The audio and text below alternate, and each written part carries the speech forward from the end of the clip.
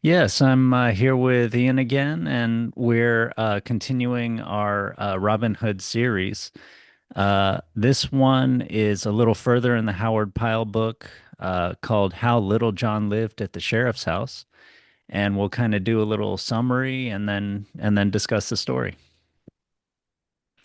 Good. Uh, so Little John won a contest, and so the sheriff kind of offer made him an offer to join his group and kind of a similar offer to the one Robin Hood gives his men. And um, Little John joins him, becomes his favorite, his right hand man. And then so we have some little group dynamics here, and he ends up kind of going back to Robin Hood after, of course, some feasting and some fighting. Of course. So, so yeah, Little John had been with the sheriff for about 6 months, and he kind of got fat and lazy. At the beginning of this story, the sheriff is out with some nobles, some bigwigs of the town, and they're hunting for deer. And the sheriff thinks back to Little John and wishes he was there as a good hunter and his sort of favorite companion. And then the story goes back to where Little John is, back at the sheriff's castle, and he's just sleeping. And even though the sun's kind of getting up there, and he wakes up and he hears the bugle call of the hunting, and he kind of thinks back to how he used to be with his old companions, Will Stutely, his favorite, and Robin Hood and all of them, and kind of feels a little nostalgic. And now that it's getting warm, the weather's getting warm again and everything, he kind of feels like maybe he should be out there doing these manly sports and everything. So he goes over to the larder, the pantry, and it's guarded by this steward. And he's kind of a very fat man, kind of has the keys jangling on his belt there. And Little John asks him, for some food, and he tells Little John, "Go get it yourself." And they kind of have a little exchange. Little John tries the door, and it's locked, of course. And so he just breaks open the pantry. The steward goes over, tries to prevent him from doing that. Physically, Little John hits him, knocks him out. And the cook across the courtyard hears this. And so he goes running over with, of course, like a bird on a spit or something like that in his hand. And the steward offers him some wine and some money or something to kind of take care of the problem of Little John as he sees it. The steward also doesn't like Little John because he's jealous of how close Little John is to the sheriff. Um, and uh, so the steward runs away. The cook draws his sword. Steward doesn't like the look of violence, look of the sword. Um, and the steward tells Little John, "Okay, we're going to fight over this now." Little John kind of looks at him, looks at the food in the pantry, and goes, I mean, if we're going, one of us is going to go to heaven by the end of the day today anyway. We might as well go the full belly, huh? How about? So then they go and kind of eat together, and of course they have this merry big feast, and they're kind of eyeing each other as they're eating, sticking their fingers into the pie or whatever, and they're kind of thinking, "Man, this guy's like as the book says, the lustiest guy I've ever set eyes on." So they eat and eat until they're bursting, and then it's about time to do their thing, and they both sing a song. So it's a little bit of a ritual kind of thing. Of course, there's the songs are kind of about longing and suffering and companions, and then coming back to your companions and everything. At least Little John's song is, and and losing a love and all that stuff. Uh, And then so then they fight, and it's a little reminiscent of the fight of the fight between Robin Hood and Little John when those two met. Uh, and they go back and forth for an hour. No one's winning. They're both exhausted. They lean on their swords, and they kind of, still looking at each other as kind of growing admiration, companionship, and they kind of Little John sort of points out or excuse me, the cook sort of points out, well, why am I even trying to fight this guy? I mean, this guy's like my better friend than this weaselly little steward anyway, and wasn't really worth it to be paid 10 shillings or whatever the guy offered. And so Little John again kind of negotiates with him, and he's like, "Hey, we're like the two strongest guys here. Why are we fighting each other? Why don't we just take this food, take some of the silver of the sheriffs, and be off on our merry way and join Robin Hood, so he can kind of, have his cake and eat it too."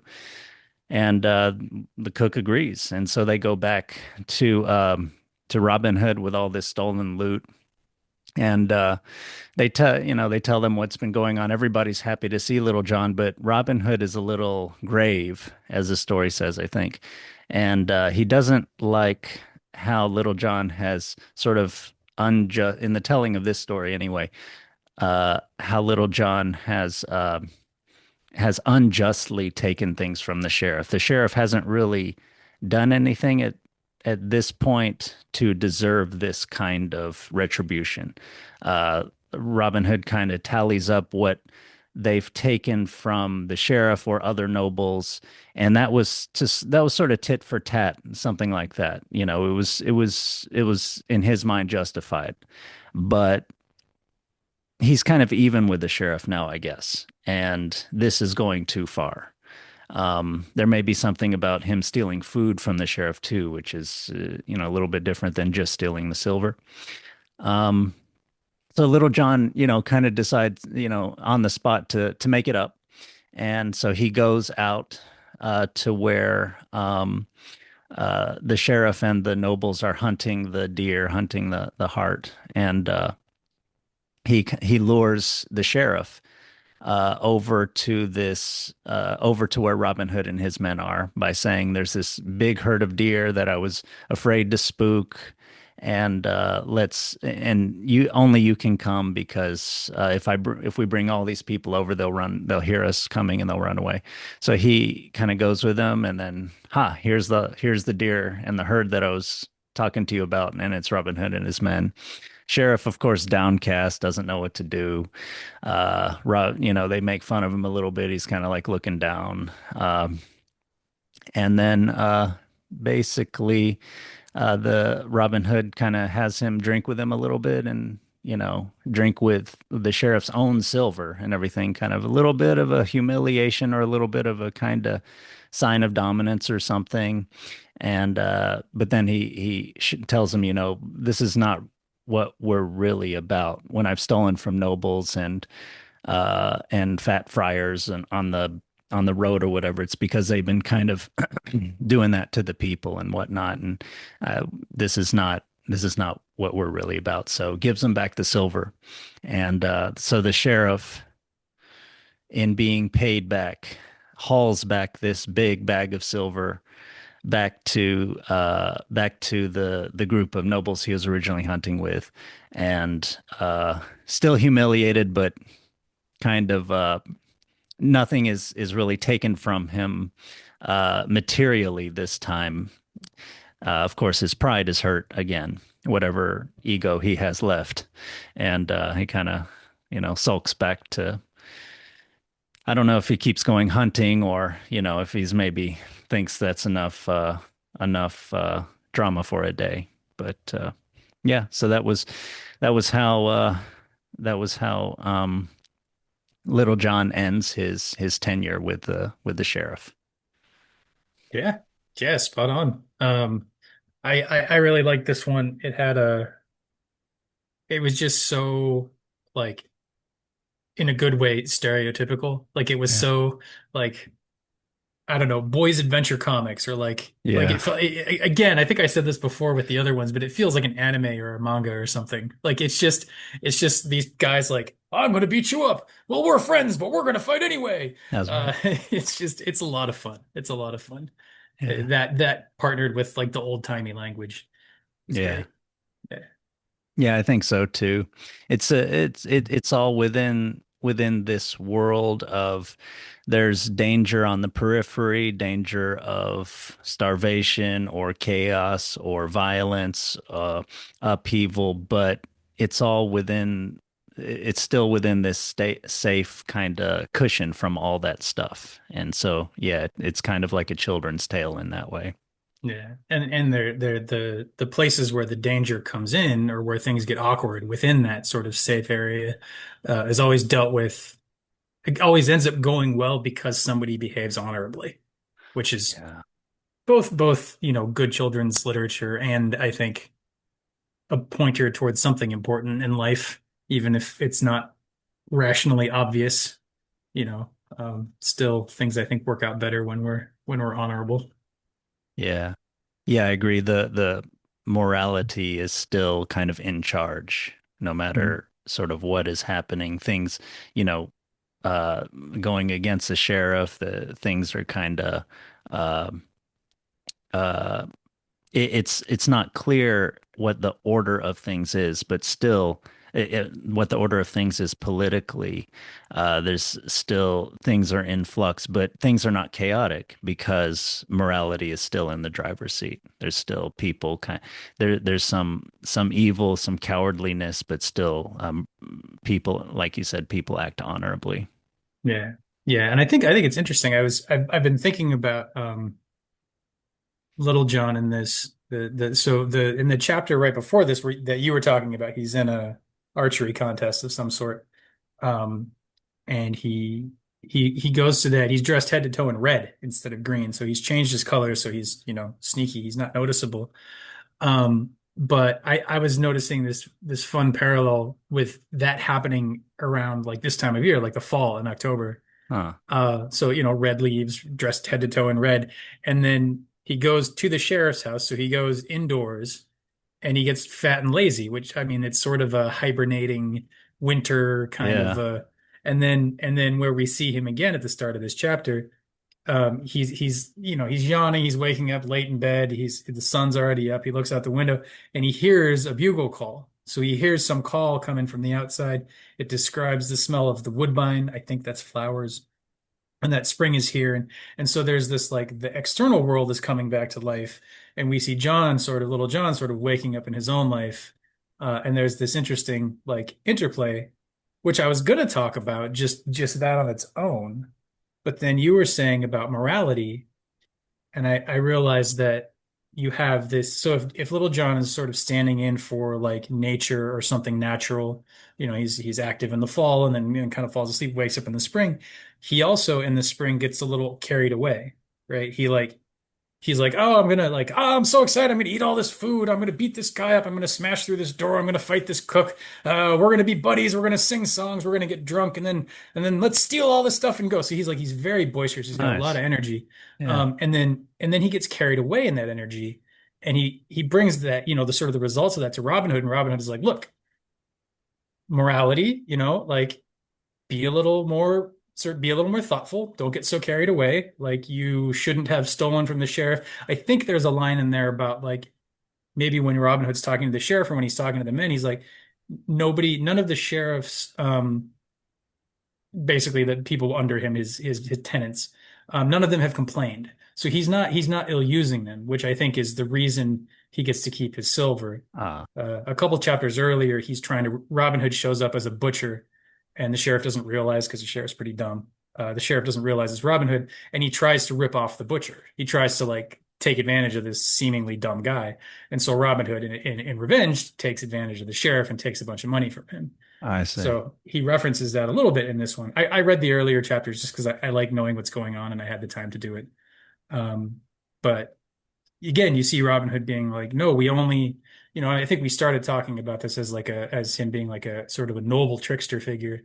And he's like, here we see him being like, no, we only we are only here to address the wrongs. We are not here to fulfill our own wildness and our own longing for adventure. Like we get to fulfill our adventure by righting the wrongs because the system is corrupt.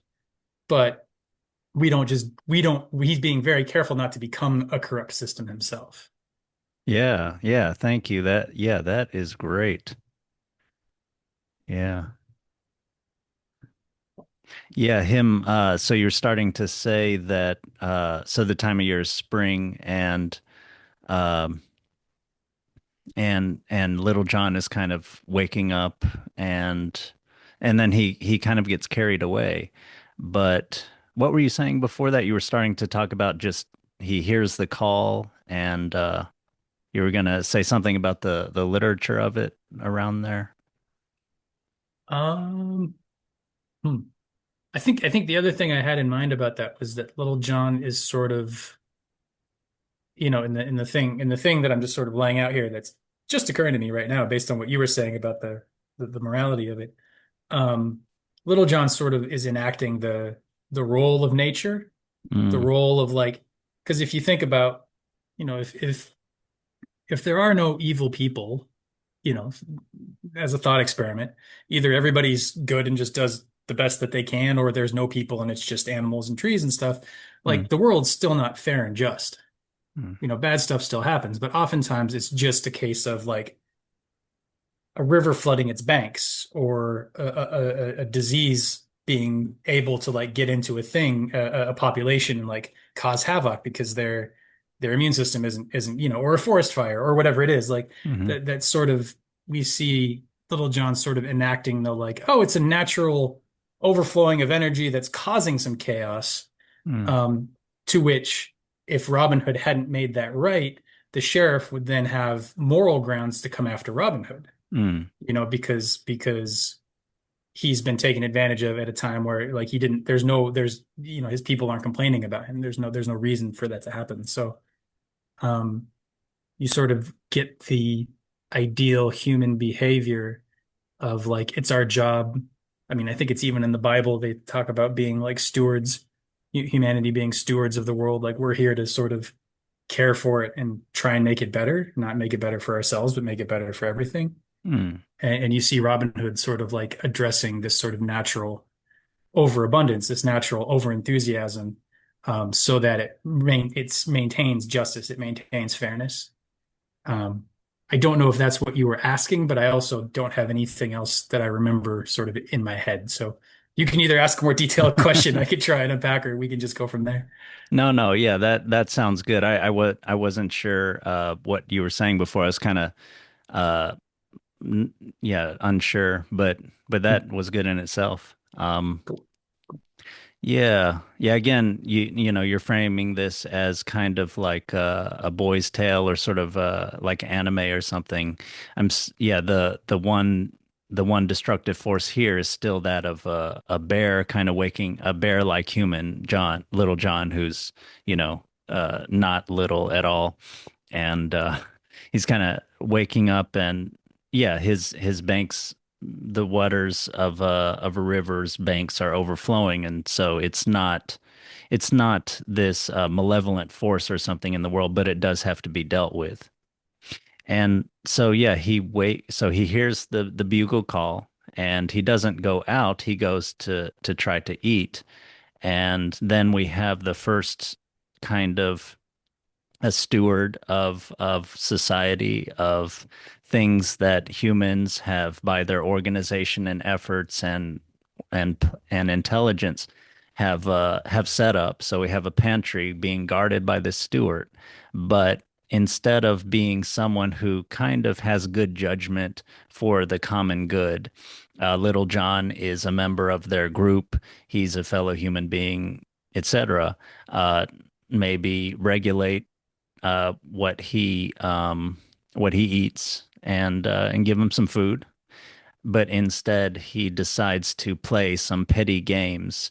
And when that doesn't work, when Little John is able to just by natural force and violence, just able to break the sort of walls that society has set up by breaking through the pantry, then the steward when he can't deal with it himself, he calls, he gets the cook to try to deal with it, and then he starts to again misuse society's resources by kind of bribing him to fight Little John. Ideally, if you have some sort of conflict in society, uh, the side of the just will just have force on its side. So ideally, you'll have someone be able to stop Little John or regulate Little John, or a force like that, instead of have to be bribed or something. So this is again a sign of corruption when people are not doing what they're tasked with doing. Uh, just like the earlier Robin Hood's origin story with the forester.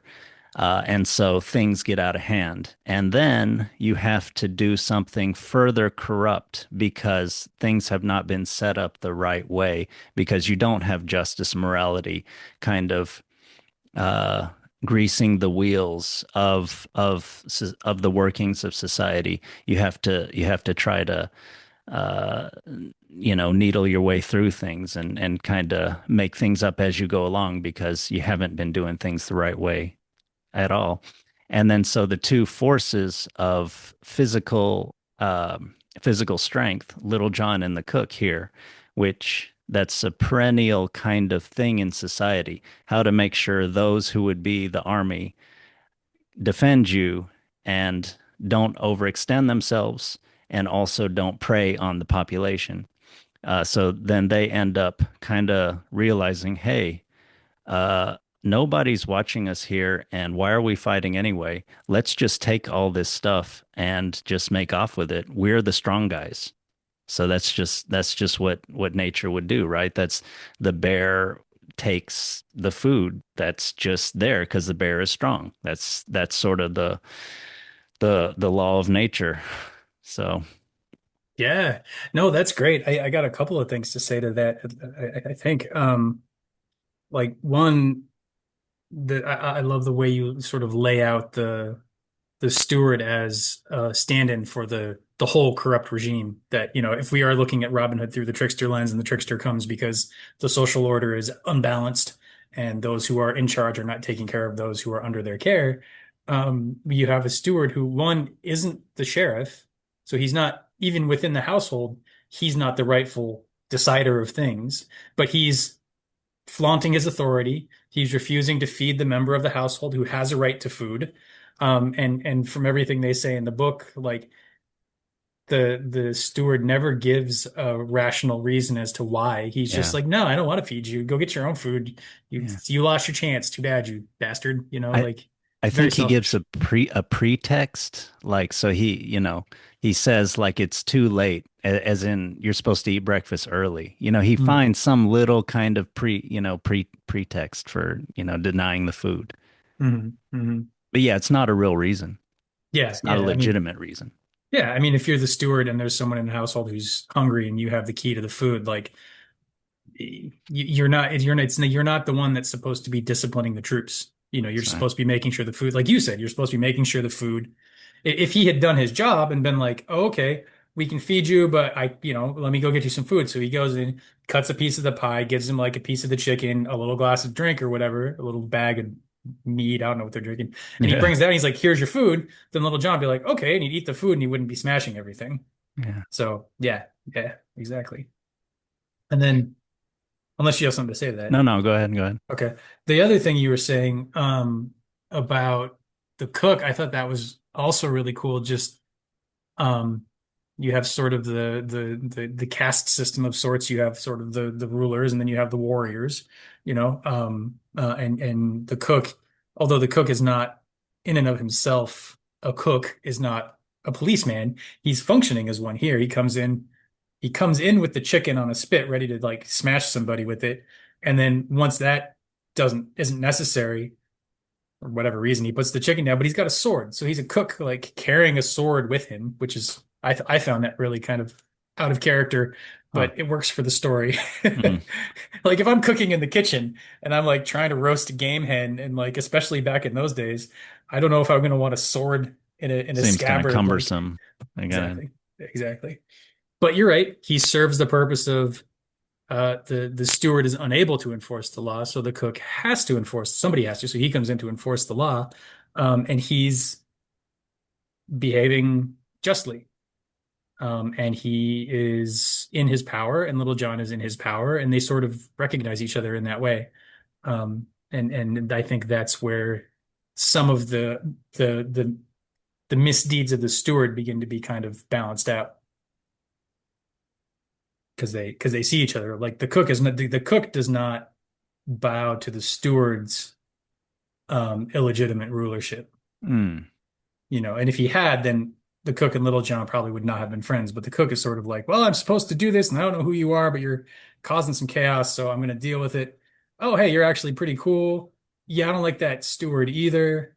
Um, okay, so then he kind of like gets on board, and as always in these Robin Hood stories, whether it's Robin Hood and Little John, or I think it was Robin Hood and the Tinker, maybe a few other people that get won over. They're all won over by sort of the justness of the cause or the lustiness, the sort of like, Yeah, I which think is that too.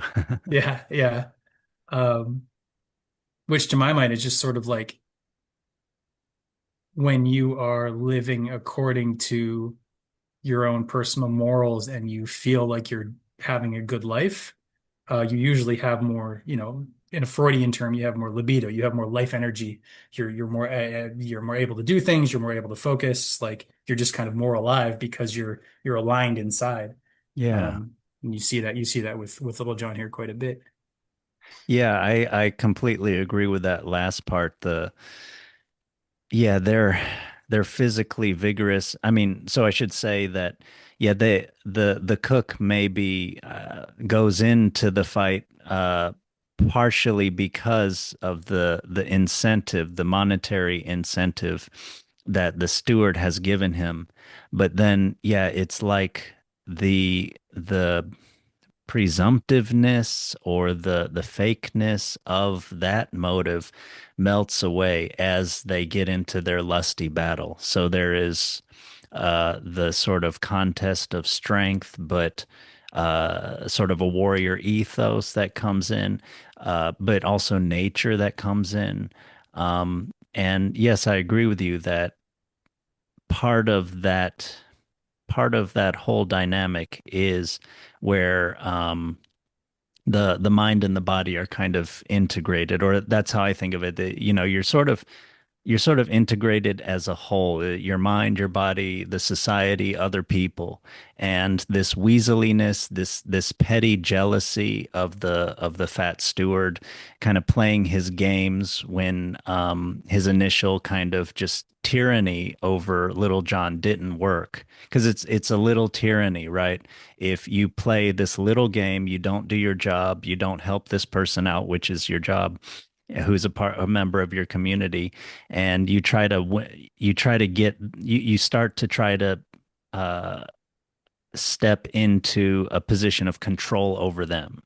So if Little John had said, well, okay, I guess I can't have any food today just because you've arbitrarily decided not to give me food, then the steward starts to have something over Little John, and maybe Little John's libido or his sort of lustiness sort of falls, and he sort of stops kind of being favored by the sheriff because of that. He's sort of dopey and mopey a lot, and so when Yeah, that steward's game doesn't work, then yeah, the nature comes back, and these two young bucks kind of they fight for a while, but then they kind of reason after that what is better, and yeah, although yeah, they don't have the oversight that Robin Hood then later provides for them and saying, hey, this was not a moral action.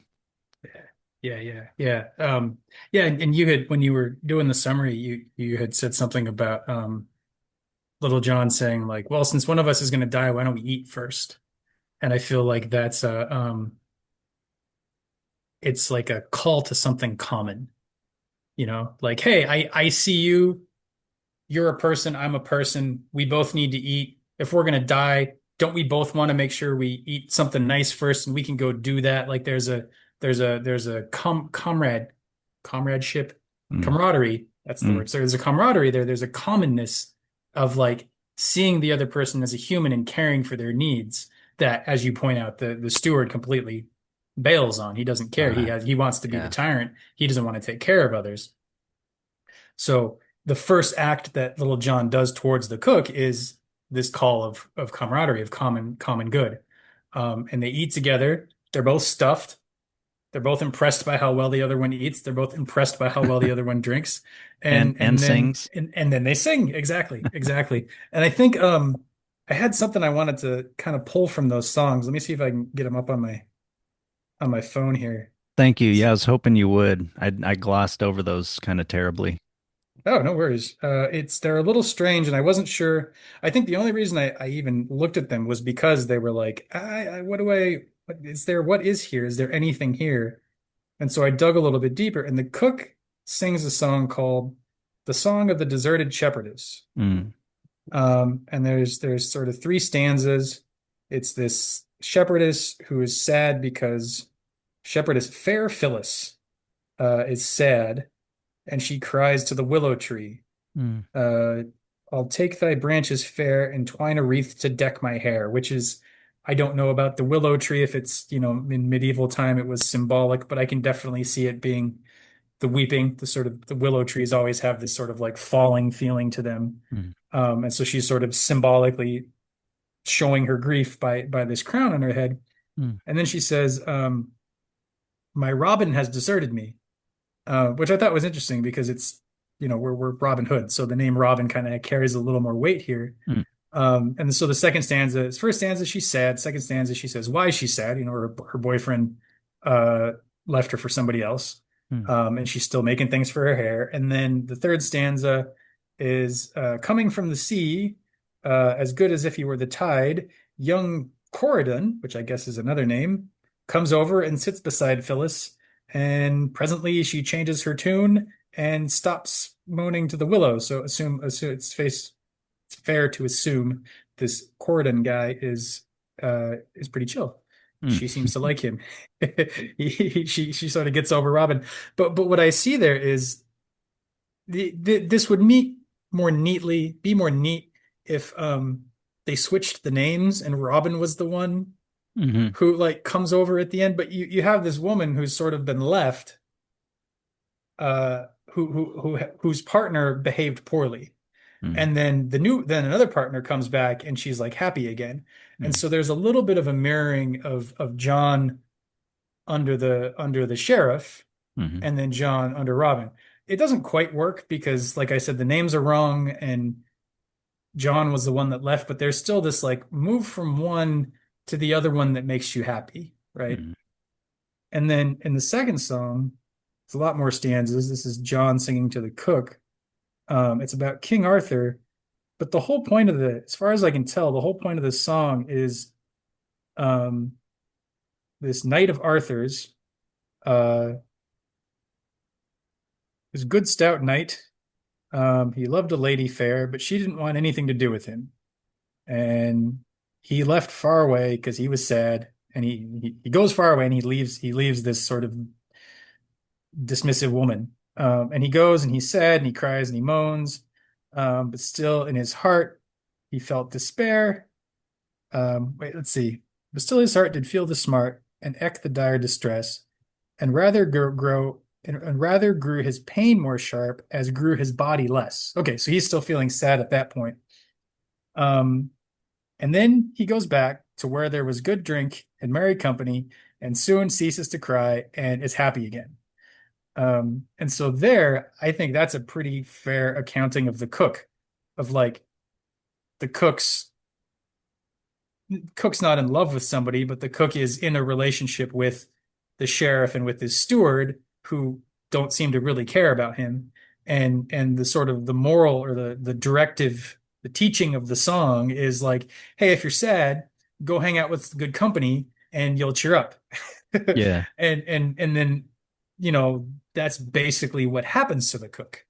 Not that he's necessarily sad up front, but it's sort of like if you were to sing that song to someone who was in ill employ, it may remind them that they are sad and that they would rather be in good company and they would be happier in good company. So it kind of lays some groundwork for bringing the cook over to the merry men. Yeah, yeah, thank you. Yeah, that's very good. Um yeah, so the cook, yeah, that good company, and that's what is drawing John back outside, right? He's when he hears at the beginning of the story when he hears the bugle, he's not thinking, "Oh, let's go join the sheriff who pays me well and keeps me comfortable and wants to." According to this story, the sheriff is kind of missing Little John because he wants to impress the nobles around him. Like, look at this, kind of look at this. What could you say? Look at this guy I bought or something. It's not like they would think he's the comrade. But yeah, like look how strong I am reflected in in the glory of this noble lusty hunter, or the Yeah. not noble, but this strong lusty hunter, you know. Look who I And got working for me. Look at this guy, you know? yeah. Yeah. Yeah, that's right. Yeah. Yeah, more when you were saying that, I was thinking a little bit like a gangster or something like that. Although maybe with gangsters there's also this more of a bond actually than even with the sheriff. Maybe that's not even comparable in some ways, at least with a sort of strong kind of mafia There's still type. that, there's still that power differential though. And there's definitely, I Yeah. mean, in the mafia, you'll have like things will be going great and the mob boss may like you, but then you fuck up and he's just like, never mind. There's still that like, That's right. yeah, you're my buddy, you're great, but like if you do anything to piss me off, I'm probably gonna kill you, or Yeah. you're at least out on your ass. Yeah, So that's right. that's That's right. definitely the vibe I get from the sheriff. Right, yeah. And that is definitely yeah, who he is. Yeah, that thank you. That's a very good point. And yeah, and so Little John's about to fight this cook over what? Like because I broke into the pantry, getting way over enthusiastic because this little fat guy was being a, a an asshole and he's and the cook's like, I'm gonna kill you or die because he paid me 10 shillings or whatever and gave me some wine or something. And he's a little imp that's just run away at the sight of swords. So yeah, they kind of realize what's good and true in life in their songs. I'm still wondering with the song that the cook sang to Little John, um, is yeah, what Robin Robin Robin hath deserted me and left me for another love. I mean, what I think what you were saying is right, is that the general dynamic is what happened to John, that the sheriff is kind of is not really very close to, or maybe I'm getting a little confused, but the sheriff is not very close to John, and John's looking to go back to Robin Hood because John, at least according to the Howard Pyle version, John never left Robin Hood because of some offense or something like that. It's just because maybe his desire for comfort and some status and food and everything, his again, you compared him like to Hungry Bear going into winter for hibernation 6 months before at the start of the fall or so. Um, and all of those creature kind of comfort desires kind of overwhelmed him, and he thought it was kind of a good deal and didn't really think he was really making a lifetime commitment or serious commitment anyway. But yeah, now he's kind of being drawn back into real things.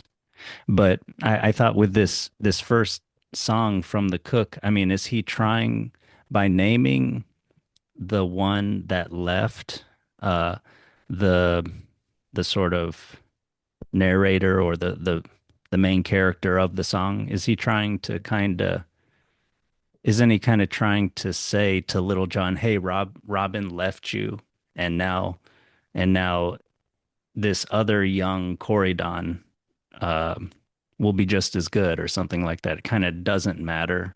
Maybe he's trying to kind of pull the wool over his eyes. I mean, I guess it could be, although I don't think the cook is even aware of Little John's connection to Robin Hood until after they fight, which I Oh, think they do okay. after the singing. So I don't Mm. think he's aware of it at this point. I think if anything, I mean, if I were writing this, I'll just critique Howard Pyle here. I don't even know anything about the guy. If I were writing this, I would not use the word Robin there to describe the person because it does sort of it feels like it's a clue, and yet it doesn't work out logically with the narrative. It's like it sort of points you in a direction, but then the narrative goes this way, and so you're sort of I feel a little bit lost trying to make sense of it. But also, I guess looking at it more closely, that particular stanza, she's singing about birds, and she says, "The thrush hath taken him a she, the robin too, and eke the dove." So the male thrush has a lady, the robin has a lady, and the dove does too. And then she says, "My robin has deserted me and left me for another love." So it could be just that he's trying to play off the name of a trying to find a bird that is also the name of a man to draw the parallel between like, oh, all the birds, it's springtime, all the birds are mating and pairing up, and my bird has left me. And Robin is kind of an obvious male name that comes from a bird. So Mm. it could just be that. Uh, we could definitely be overthinking it, and Howard Pyle was Yeah. just like, I like robins. You know, I'm going to put them in all my songs. Um, but but also like if you want to get really conspiracy theory board about it, Mm. name dropping Robin in that place is a reminder. Um, and name dropping Robin in the opposite position might incentivize Little John on sort of a subconscious inception type level. It might sort of plant an idea in his head that, oh, Robin, I know a Robin. Oh, but I was the one that left him. It's not, so like it's sort of because it's so 180 degrees, it would incline Little John to think Robin and then think the opposite and then start to feel a little bit of guilt. So it could be some, 4D chess moves on Howard Pyle's part, but I certainly can't say either way. Yeah, that seems like a very good analysis. So the yeah, I hadn't thought of that. So the cook, it seems like the cook couldn't have known that Little John was from Robin Hood service, so he can't be kind of inserting kind of a he probably isn't inserting some kind of message here. Let's see. I don't think so. Yeah, because it's like right after that. So they sing. Um, the cook likes the song. Little John likes that the cook likes the song and says, "I love thee truly as if thou wert my brother."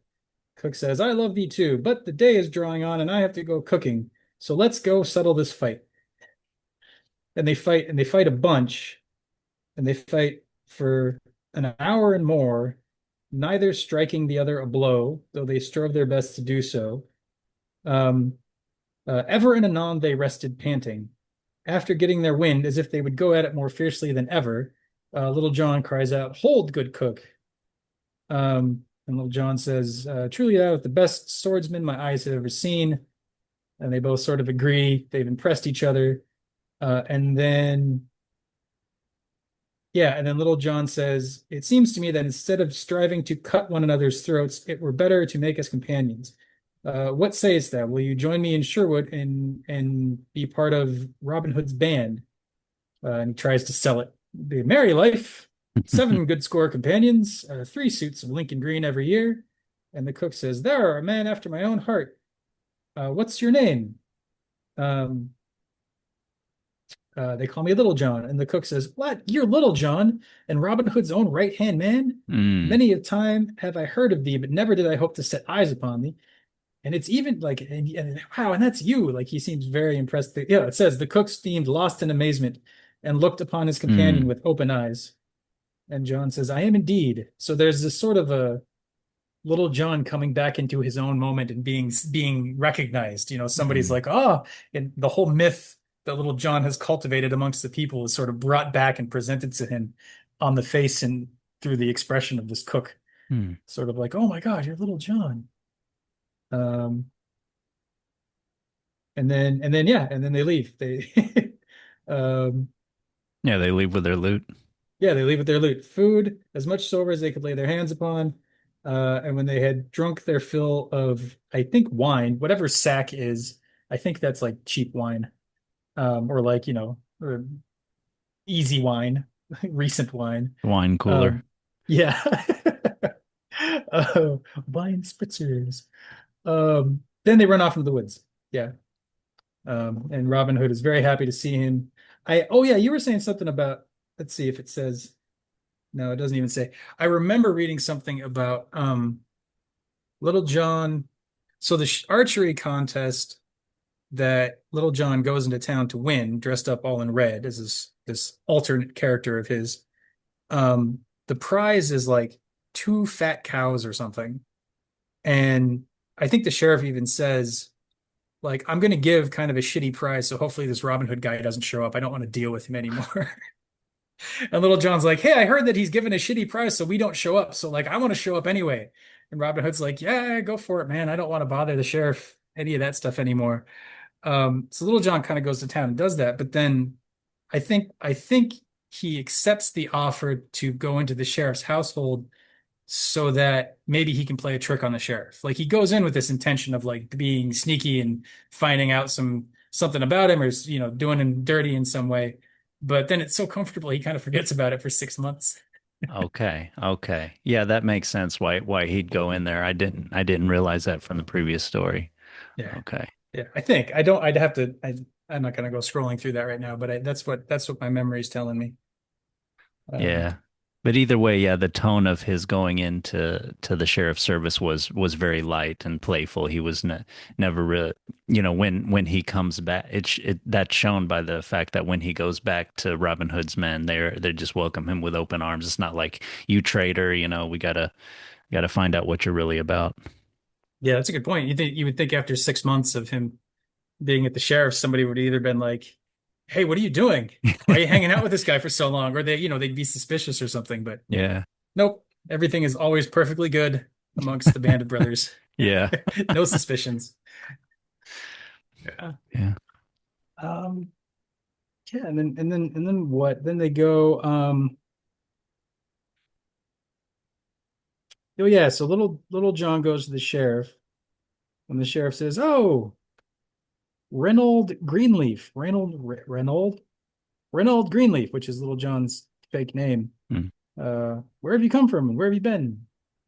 John says, "I've been in the forest. I saw a young hart all in green from tip to toe, from top to toe. And about him a herd of 30 deer, and they too were all green from head to foot." So he's telling like, you know, um, what do you call it? Tall tales. He's like, oh, there's a whole herd of green deer in the woods. Um, and you would think the sheriff would cotton on to what he means because the sheriff's already been tricked into the woods once, Yeah. a couple chapters ago. So, but no, the sheriff's pretty dumb. And he says, "What? Are you dreaming? Or are you serious?" And he says, "No, no, I'm not. I'm not crazy. You got to come and see it, but only you. Otherwise, they'll get scared away, like you said." Um, and yeah, and then Little John says, "See, there's the deer that I spoke to you of," and he's pointing at Robin Hood, uh, in the shade of a tree with all of his men about him. So they just kind of roll up on the whole gang, just sort of sitting there waiting for him. Another anime moment, just everybody Yeah. doing their hero pose or something. Yeah. I wondered if we got deeper into this, we could kind of compare different versions or see how much of it was Howard Pyle. To me, the fact that he tells that Little John tells the sheriff, "I just saw a deer all in green and a whole pack of deer all in green." I mean that seems too much for anybody to believe. Even the sheriff. I mean, a green deer. I mean, he should he certainly knows to be careful being out in the woods with this pack of ragamuffins running around. So, you know, Yeah. that to me seems like maybe Howard Pyle's kind of very, very playful take or something like that. It could be because I think a lot of the stuff he's pulling from is like, if I remember correctly, there's a lot of like Robin Hood plays from the very early. I don't remember the time, but like we don't have like pre-Shakespearean whatever that would be sort of excuse me, late medieval era maybe, but they would do like plays around town, like the Robin Hood play, and maybe they do one here, and then like in France they do a different one or something. Like they were sort of spread out, but there's no like sort of similar to Arthur. Like there's sort of these tales that were told everywhere and everybody kind of knew, but there's no like one canonical book or one canonical story. There's no Odyssey, there's no Iliad for these kinds of stories. And it would be interesting to kind of find something older and compare it to this and see like how much Pyle made up and how much is, pulled from something else. Yeah. Uh, yeah. Yeah, that's kind of the fun scholarship kind of thing to do. Um, what you were saying about this kind of being from kind of local in-person tellings, I've told you that I'm kind of interested in this kind of thing. I know you recently went to like in-person kind of storytelling, right?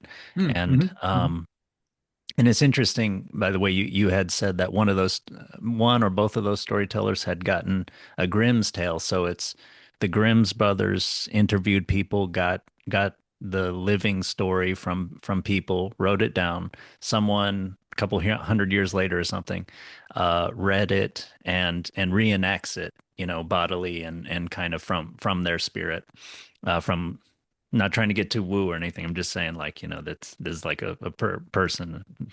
Yeah, it's There alive. was no It's telepathy lusty. involved. Sorry. It's lusty. It's alive. Yeah. It's Yeah. it's not just reading from a book. Yeah. Yeah. Yeah. And I'm interested in that kind of thing. Just as a sidebar, interestingly, supposedly, so one of our viewers had mentioned that there was a version of a story. God, I'm blanking on it now. It'll come to me after the podcast is over. But uh, there was a Grimm's Brothers story that no, I think I'd done it with LL, and there was a Pushkin version that this viewer had seen, and I looked on the Wikipedia for it, and it said that there's a lot of evidence that Pushkin got that from oral storytellers who had gotten it at some point from the Grimm's version. So there had been the Grimm's written version that had somehow made its way closer to Russia and that had become an oral tale again, and that Pushkin then drew from and turned into a literary written tale. Which, if that account is true, it's interesting just to kind of see all that back and forth. But That's fascinating. Wow. yeah, but all that was an aside because I was kind of wanting to just kind of express the desire of myself and sort of want to know. I'm always trying to talk about this about you said how these Robin Hood tales had been plays in various localities, England, France, maybe other countries too, and later on written down in more, written down in different forms, like from Howard Pyle and by Howard Pyle and others. I wonder, God, I don't even know. I built it up so much now. I don't even know what I'm trying to say, but but I'm just trying to kind of voice this desire. Like I don't know if you have anything more to say. I'm just kind of basically I'm hoping this kind of back and forth kind of happens again. We're talking on a recorded medium. We're not talking live. But yeah, what do you think? Or maybe and viewers could chime in too about what they think about the living story kind of being revived and being passed around and gaining gaining vigor and whatnot from people's tellings and everything, not having cannot only the authors, Yeah, the I think written. yeah, no, that totally makes sense. I think it's a fair question. I got a couple things to say. I'll say the sort of second thing first because it's shorter. But I just you were pointing out how, ours is a recorded medium, so it's kind of more akin to like a book or a play or something written down. But it's interesting because it's a recording of an actual conversation, Yeah. and we're not, neither of us are reading the story verbatim. You did a very good job retelling it on using your own words. I read a few bits here and there, but like we're using it to kind of like we're bringing it to life between us, and that bringing it to life is being recorded, which, assuming humanity managed to keep digital material alive as long as it's kept written material, it's going to be very interesting to see what having a record of living conversations where they can see our faces, they can see all of my hand gestures that I like to make because I'm part Italian. I talk with my hands. Um, like all of that is recorded and captured for people to see. So it's kind of a different thing, and it touches on what we were Yeah. talking about last week about McLuhan and media, but I don't need to go Yeah. back into that. But I'm just sort of weaving that little thread in. So it's interesting. But the first point I want to make is you were referencing that storytelling evening I went to, not this Saturday, but the week ago, with it's a group called the School of Mythopoetics here in Portland. I don't know if they have a website. I would plug their website, you guys, if I knew how, but I don't know how. And I don't want to send people to anybody's personal sites because I don't know how that works either. So I'm just Mm. trying to be polite. But they did a really good evening. One of them, there was a guy told a Grimm's tale, and a woman told sort of a reconstructed Norse mythology, or Norse myth. Hmm. And at the end of both of them, they did this really cool thing where they had everybody in the room, once you were done telling the story, everybody in the room would offer back some sort of reflection. Oh, this moment hit me in this way, and I liked this thing, or it reminded me of this in my life, and they described that as feeding the story.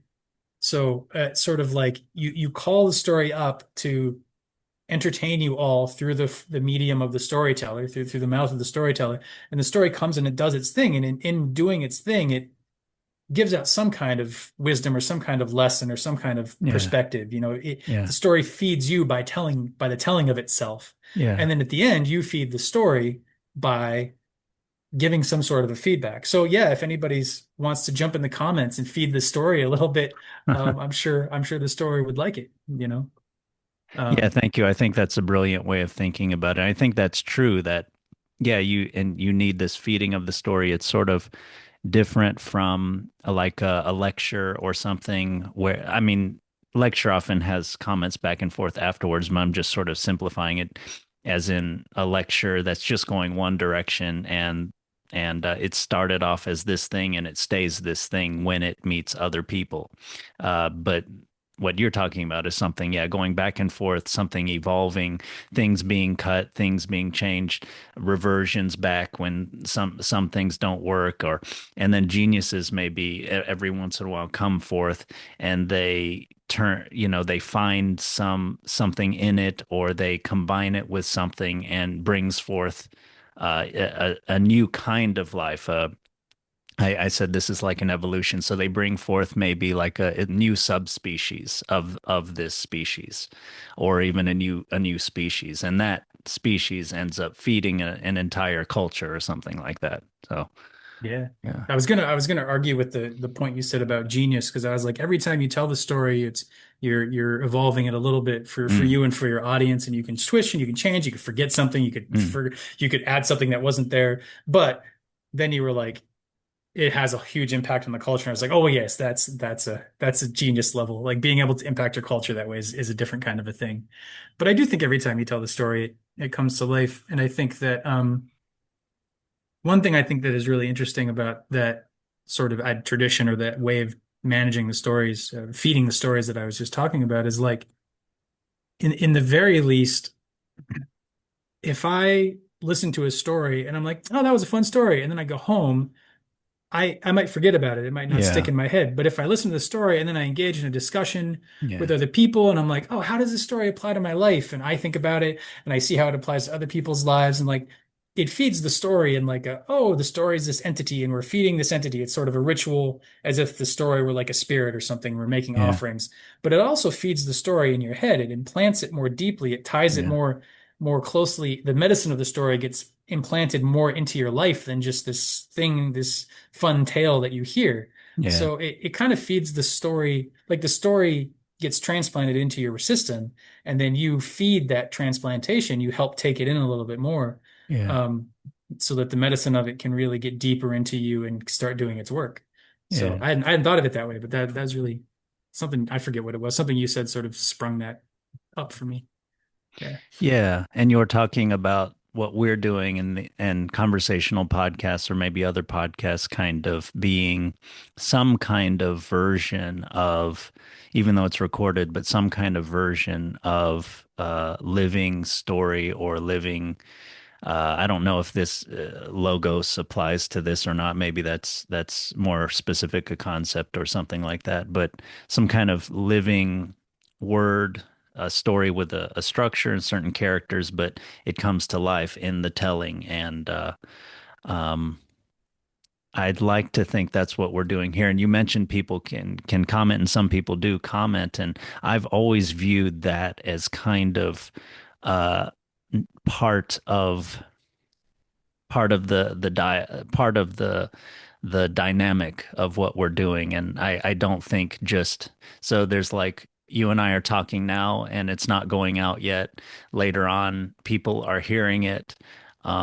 And they're listening, they're thinking maybe they're cooking something, they're driving or something, and maybe they talk about it with a friend or husband or wife or something, and it becomes something else, and then maybe they feed it back into the comments, someone else reads that comment. Yeah, I like that whole dynamic, and I've noticed when I read the comments, yeah, I feel like it's part of the conversation, and I'm glad that I didn't have a sort of narcissistic response of sort of like this feeling that this is something that we're the author of, bestowing it from on high to other people, and they can praise, but they don't engage as an equal. I was glad that I didn't feel that way, and that it's kind of, yeah, it's this kind of living thing, and I feel the hunger for that kind of. I mean, ultimately, we're talking about community building, right? And we're, just maybe linking to the sort of natural kind, coming back to nature, coming back to lusty fellowship with others, and awakening in springtime, and of the story that we just read. And yeah, that's sort of what I'm sort of hoping for. Yeah, well, it's interesting, right? Because you have we've talked a lot on here about the meaning crisis. It seems to be kind of a common concern on both of our parts. And I mean, stories are first and foremost meaning carrying Yeah, forms. That's kind of what they impart meaning to the listeners. And if yeah, it's a resonant story, it imparts deeply because it impresses on them. yeah, And a community, like you're saying, whether it's like you were saying with the geniuses earlier, whether it's like society or whether it's just like the community of people who watch this podcast or comment on the podcast or whatever, the to greater and lesser degrees, anything the thing that makes a community is a shared story. It's something, some shared meaning, some shared thing that everybody sort of groups around. So mm, whether it's like the Constitution in America, or the monarchy in back when Robin's sort of the stand-in for the noble king. So the noble king mm, figure is sort of it creates some sort of a structure that the community that is the nation is sort of grouped under sort of his auspice, the royal mm. family, whatever it is. Not to say that we need another royal family per se, but I think we've maybe evolved past that, I hope. But that it served that function, it served that sort of meaning cohesion, Mm, and I think our culture, the meaning crisis as a whole, is a desperate cry for a new story of who we are as humans and what that means to be human and yeah, all that stuff. If we can actually, if somebody can come up with a new story that resonates deeply enough with everyone. And this isn't going to be, oh, yeah, I asked ChatGPT and it gave me an answer. Like I just thought about it for a few minutes and it gave me an answer. Pretty much the same thing. Like this has to be something that rises from the collective unconscious, comes up through one person or multiple people at the same time, this sort of from underneath, bottom up, welling forth of new meaning. That's sort of the birth of the new world or the birth of the new society.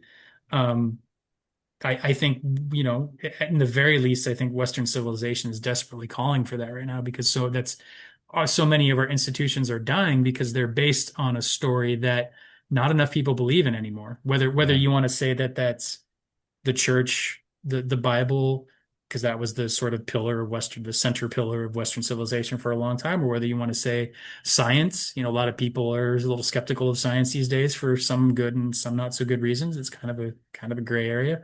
Politics, for a long time, there was sort of this idea of like, oh well, if we all work together, it'll go well. And before the current sort of political chaos that's going on, a lot of people were very skeptical of politics, of the social structure of the government as a, kind of holding that legitimate rulership. That's another form of meaning, that legitimate rulership.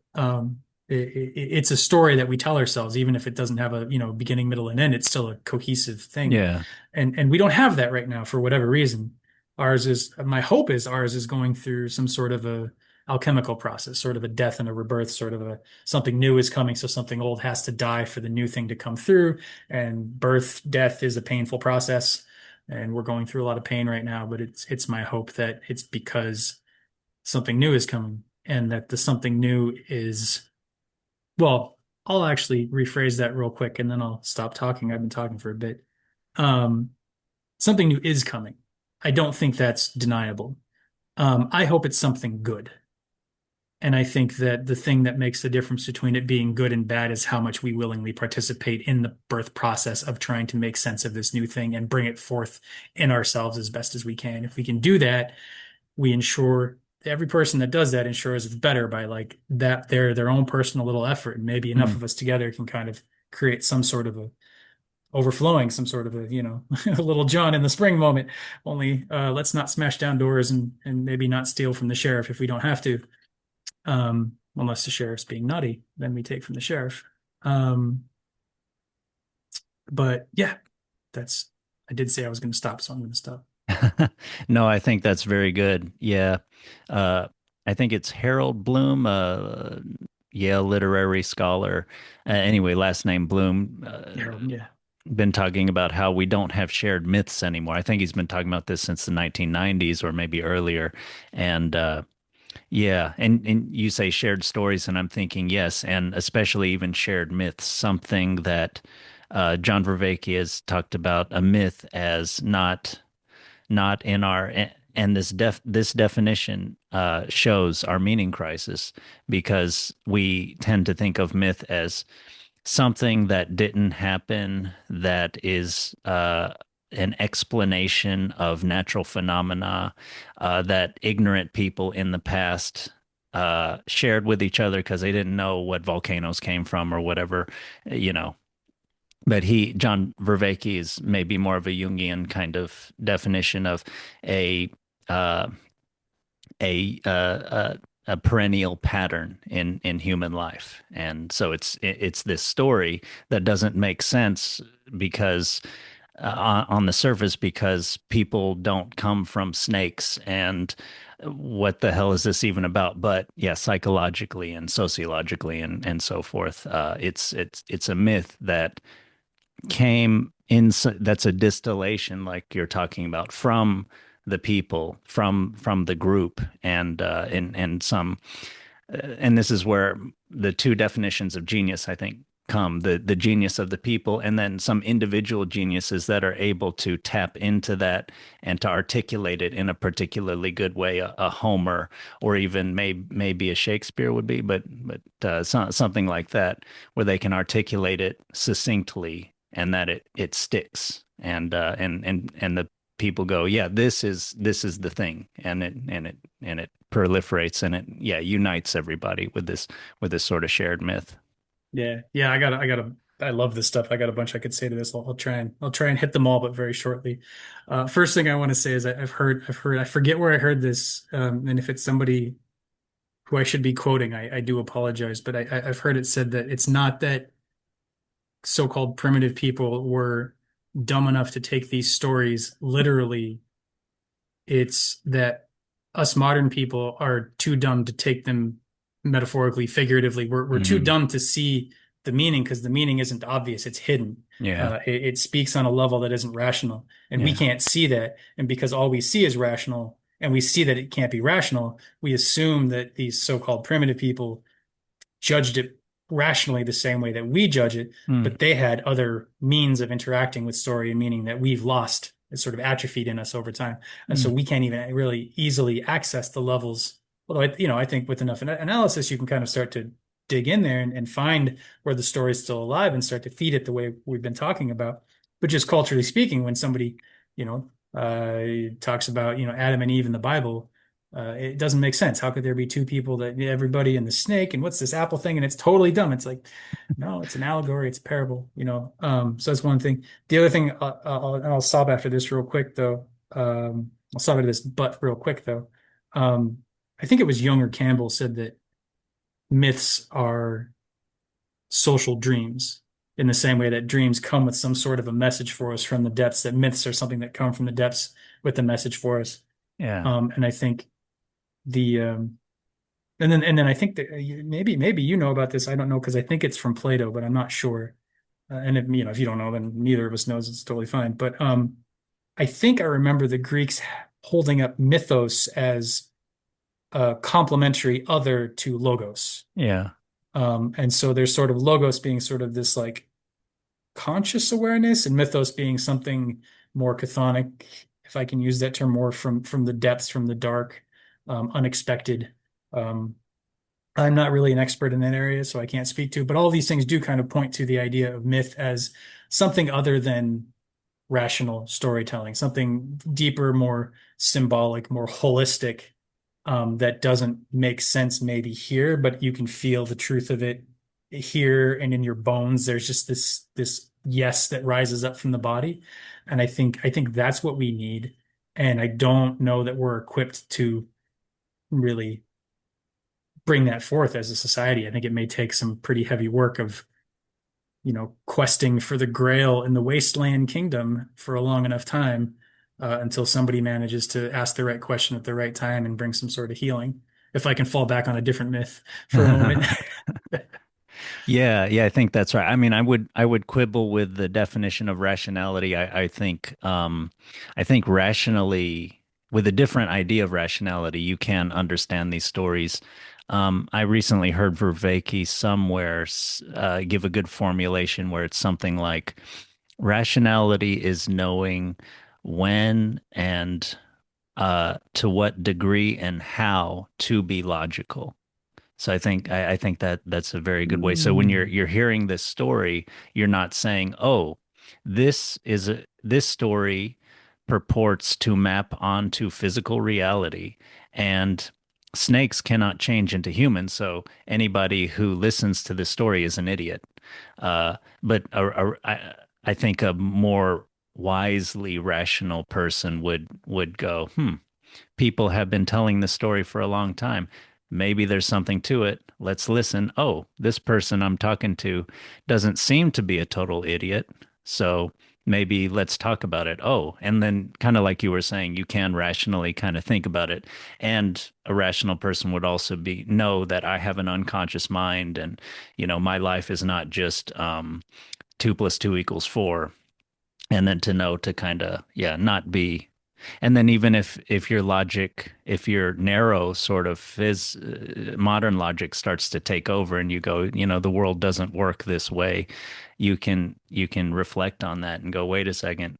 Oh yeah, I'm kind of being a little egotistical here, or I sometimes do this, right? I'm kind of trying to like make other people look stupid and make myself look smart, and and there's kind of a pall in the room after I'm talking, and it doesn't really seem like they believe me, but they don't argue against me. So kind of maybe my psychology is more at work than my rationality. But that was my quibble.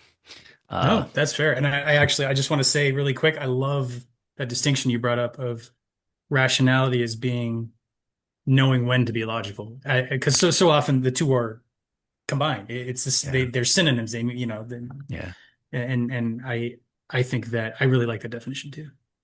yeah, yeah. It's this rationality is something like, yeah, you're using logic with wisdom, and it seems almost obvious when you think of it that way. Like, why would you use logic narrowly without wisdom? That it seems. And then if you look at examples in your own life or others, it seems in social situations, it seems like, yeah, that's such a stupid thing. And It leads to bad relationships and bad decisions uh, and is egotistical and everything. Yeah. Sorry, I was gonna. That was only an aside about the rationality part, and I forgot what else I was gonna say. What were? Can you re sort of? What were we talking about before that? It's the Harold Bloom and the The mythos, the sort of yeah the myth as a mythos over collective dream. logos. Um, yeah, All right, I've got to I take don't know. notes. Yeah, I mean, it's such a good conversation. I'm sure we're going to leave threads unfollowed on occasion. If you're listening, leave a comment. Let us know. Let us know what threads we're missing. Maybe we'll pick them up next time if they're rich enough. Yeah, You that know? sounds good. Yeah. Yeah, I'm sorry. I shouldn't have gone off into that rationality thing. But then I wouldn't have had that Vervaeke quote. Yeah. I really That like that quote. I needed that. I needed to hear that. Yeah, when I heard that recently, that helped, that fulfilled, that put a necessary piece in place for me to understand rationality. Because you and I have both talked about this, how you kind of need rationality, but yeah, this idea of this strict logic, this I don't know, it's just it doesn't work, and it almost does harm in at least small ways and maybe huge ways too. Oh, Oh, huge for sure. For sure. yeah. Yeah. I would say that logic is when when the whole world has to be logical, um the ultimate outcome of that is like extreme fascism because the world is not logical.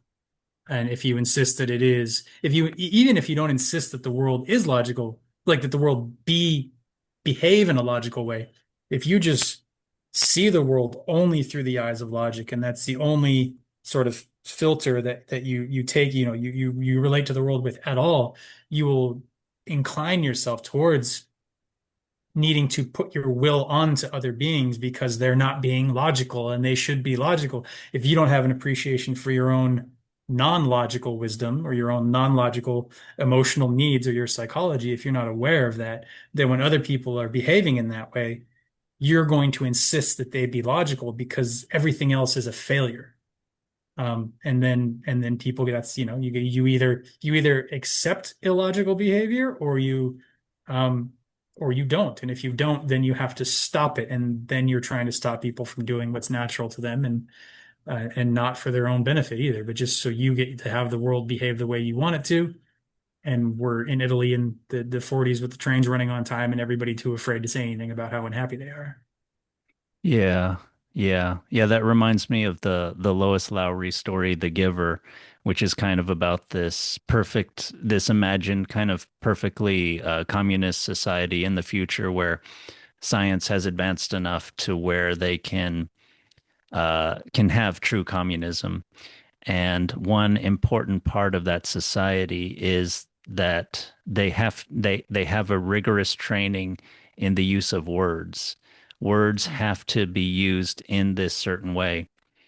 We could interestingly like contrast this with 1984 and how their words are inherently contradictory and things. But anyway, Hmm. um, yeah, and there's a kid that's a little dull in the story, and he repeatedly uses a word in the wrong way, and he ends up being beaten because it's extremely important to use the words in the right way. So everybody is always I don't know what the exact reason, but it's basically so that everything functions in society from your speech to others' behaviors to others' understanding of you. Everything is lucid, everything is clear. There's no ambiguity, which I forgot what thinker it was, but some thinker pointed out, I think, that totalitarian societies are characterized by lack of ambiguity, I think, and of course that's related to purity.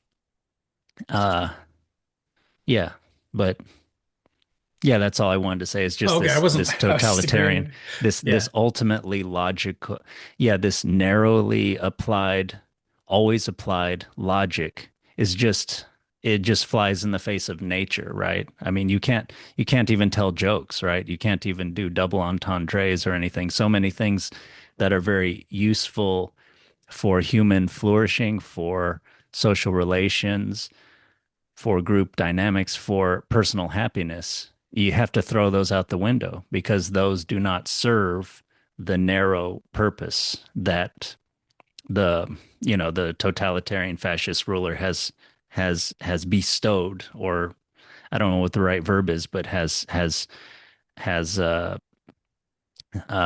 has put down for everybody to follow no matter what.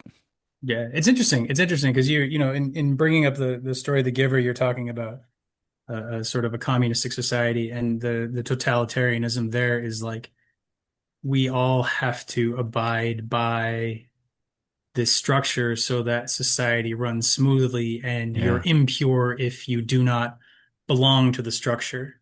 So like what I want to say here, there's an overemphasis on belonging.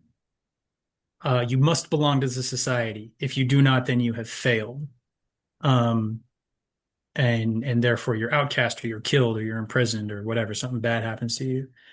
So it sort of negates the individual entirely. Oh And yeah, then yeah. and then on the other hand, you have the strongman fascism, which I mean, it's always a muddy area when you try and do these split these in two, but what you have on the other side of things is meaning because Stalin was a communist, but Stalin was also a strongman, so he kind of you can't Mm. really say it's one or the other.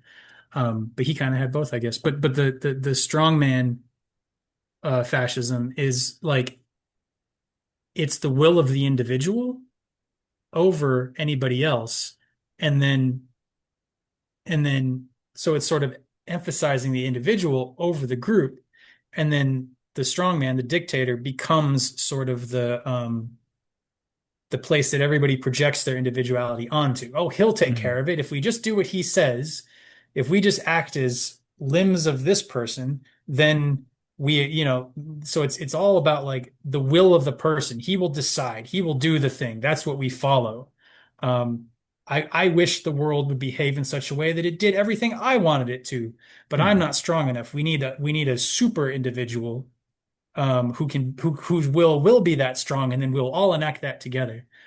So it's similar, but it's focused on like the individual will over everything else, whereas in communism, it's the social structure and no individual will. And what you really want is something where the social structure is important, and having something that functions as a social structure is good, but that social structure reinforces and supports the individual will within that social structure. Um, which is, despite Stalin being both a communist and a strongman, he did not have the social structure that supported the individualism. He sort of used the communistic groupthink as a means of getting everybody under him. So he kind of did both bad things at the same time. Whereas if you look at, the American democracy, there's the law is the sort of common social structure that we all, the Constitution, and the structures of government that it creates and all of that. Like that's the social structure that we all agree to, that if you get off of that social structure, you're in trouble. You break the law, you're in trouble. That works when the law is just, and it doesn't work when the law is not just. And ideally, you have a system to make the law more and more just over time, which is what we've been doing for 250 years to our best ability. Um, but within that law reinforces and supports all the individual rights that we have in the Bill of Rights. And I think you see in the American government system, you see those two social structures combined in a at least somewhat healthy way, um, as an ideal. Obviously, America has never really lived up to that ideal, but you kind of also can't live up to ideals, and it takes a long time, Yeah. and you got to work at it. But I think when we're talking about the level of things we're talking about, like that's probably the closest thing we have to a myth in America, and even that isn't holding up anymore, in part due to government shenanigans going back 20, 30, 40 years, and then people not wanting the social structure. So all of the people who were sort of against black people getting the vote, or the works of FDR, the sort of social works, the trying to get society back, the curtailing of the corporations in like the 20s and 30s and 40s. A lot of that stuff pissed off a lot of people, and they're like, well, then we're going to attack the government. And that particular mythology that has sustained America is now, in the very least, under attack. Um, just looking at the past like 20, 30, 40 years, I'm not trying to get into modern day politics. I'm looking at the history of it. Um, so yeah, it's a lot of stuff. I really wasn't expecting to talk politics from Robin Hood, but here we are.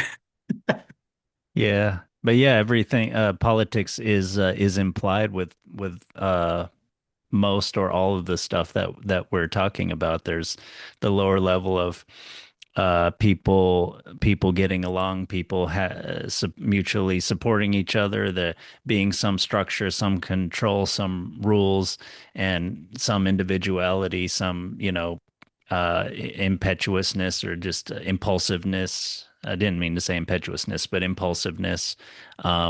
Yeah, just something, some kind of, I don't know, balance between freedom and responsibility. And then, yeah, going up, you need some kind of general kind of structure. And in the Robin Hood tales, it kind of, you know, it talks about the sort of lower to mid level and doesn't get too much into what maybe a good constitution should be or something, but it implies all that stuff. So it makes sense that we'd sort of start to talk about that. Yeah, it's a good point. That's a good point. Yeah. Yeah, I think maybe we'll continue to this is sort of I don't know, like part of what I see as kind of my my helping to give me meaning or my project is to this podcast is sort of named after my name and then open-minded thought and discussion. And I'm trying to kind of learn and receive and give and kind of have something like some kind of community, kind of reviving old stories and maybe bringing new stories into it, and trying to have something of a shared understanding that hopefully, I think like you're implying, will rise and whatever comes in the future, I do hope it's not part of the historical cycle of, terrible war that kind of destroys old structures and out of which eventually out of the ashes rise new one. I hope it's something more like a change in religion or something like that that kind of I sort of look at those two things as like the two things that in history generally bring forth kind of new structure and mythos. And I hope it's more the religion part than the war part. I agree. I agree. I think I don't know. I won't go into this too long because I feel like we're wrapping up and we were trying to keep this one short, but Yeah. I don't care. Um, um, I think this comes from the Gurdjieff tradition, but there's this idea of this sort of higher energy that comes into the world and um, brings about evolution. And not necessarily, I don't mean like, oh, animals evolving in it. I just mean growth and change over time, that things change in a certain direction. And that to the extent that we are able to be open to that new energy when it comes in and let it come through us and Yeah, that seems right. sort of be inspired by it and take action based on it. Yeah. Not in a dogmatic do what it says kind of way, but Mm, like, ooh, I feel excited I'm going to do this thing, as opposed yeah. to, well, I want to, but no, man, I can't, that sort of collapsing in around the energy. Mm, Um, that if we're able to do that, then change happens in a sort of natural flowing kind of a way. Like with little John, it may get a little carried away. We might need to adjust ourselves, but we can kind of steer it this way. But when we collapse on it and the energy can't, because the energy's here, it comes in, and if we can't enact it, it has to enact itself in other ways yeah. that aren't cohesive and holistic and balanced because we've already said, no, there's no room for you. So it has to go do its thing somewhere else, and it becomes something in opposition to us because we've opposed ourselves to it. Um, and then it has to blow things up because the energy is moving. And when you have a strong force and it hits a structure, that structure is going to get shaken and shaken and shaken until the structure either moves with the force or collapses and the force moves through it. And we're Mm, we're at that kind of an inflection point. And I don't mm. know where it's going to go, but I'm definitely doing everything I can to get us to move with it. I think that's exactly what you're saying about the podcast too. Yeah, yeah, I think so too. Yeah.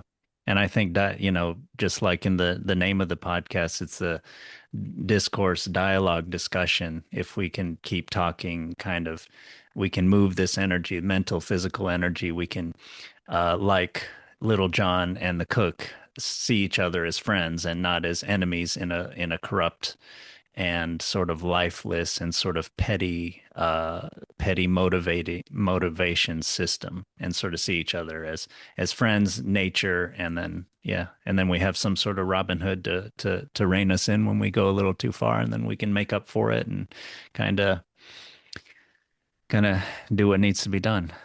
Yeah, I'm here for all that. Okay, well, sounds good. Any last thoughts, or Let's we good? call it. I think that's a good place to end. Okay, all right, sounds good. Well, great talking to you, Ian. Likewise. Okay. Likewise.